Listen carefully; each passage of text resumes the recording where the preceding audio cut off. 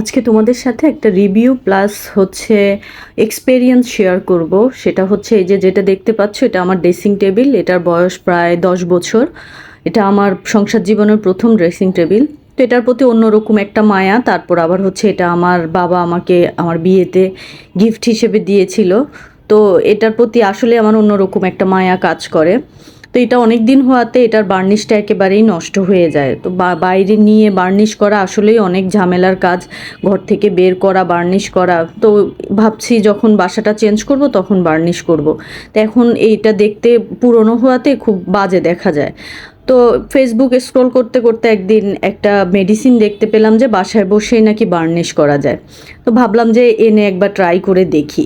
তারপর এই মেডিসিনটা আমি দারাজ থেকে অর্ডার করি। হাতে পায়ে আরও 1 উইক আগে। আসলে সময় হয়ে উঠছিল না যে এটা করার মতো। তো আজকে ভাবলাম যে একটু সময় আছে, একটু নিই, এটা একটু ক্লিন করে দেখি। তো তারপর এটার প্রথম প্রসেসটাই হচ্ছে প্রথমে পুরাটা ফার্নিচারকে একেবারে ধুলা মুক্ত করতে হবে, ভালোভাবে মুছে শুকনা কাপড় দিয়ে ক্লিন করে নিতে হবে। তারপর আরেকটা শুকনা কাপড়ের সাহায্যে একটু একটু করে মেডিসিন নিয়ে পুরাটাতে ভালোভাবে ঘষে দিয়ে দিতে হবে। এরপর এটা শুকাতে খুব একটা সময় লাগে না। এটার স্মেলটা অনেকটা কেরোসিন তেলের মতো। তা আমি যদিও প্রথমে ভাবলাম যে এটা কি কেরোসিন তেল নাকি, পরে দেখি যে না, এখানে মেডিসিনও আছে, একটা আঠালো আঠালো ভাব এবং দেওয়ার সাথে সাথে একটা পরিবর্তন আসে। যাক, ভালো লেগেছে দিয়ে। তো এটা একটু শুকাতে কিছুটা সময় দিতে হয়।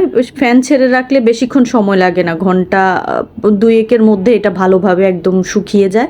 এবং এটার এক্সপিরিয়েন্সটা আমার কাছে খুব ভালো লেগেছে যে ঘরে রেখে এভাবে বার্নিশ করা যায়। এই যে দেখো, আমার 10 বছরের পুরানো ড্রেসিং টেবিলটা একদম নিউ হয়ে গেছে। আশা করি ভিডিওটি তোমাদের ভালো লাগবে। আল্লাহ হাফেজ।